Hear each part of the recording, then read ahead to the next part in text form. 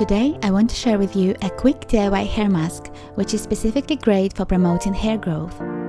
It's also very restorative, nourishing and promotes elasticity of the hair.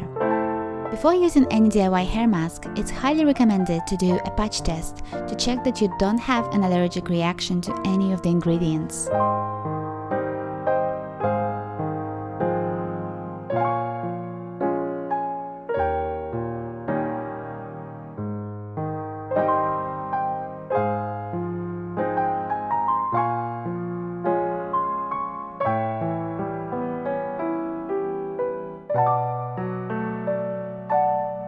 I would suggest using a large bowl for your mixture, otherwise it can overflow like this.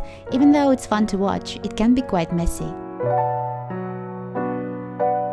For the application, it's really important to apply this mask on hair roots, since it works to strengthen the hair follicles. Application to the rest of your hair is optional. This mask is also great for preventing hair loss. However, I would strongly advise against using this mask if you have severe hair shedding right at this moment.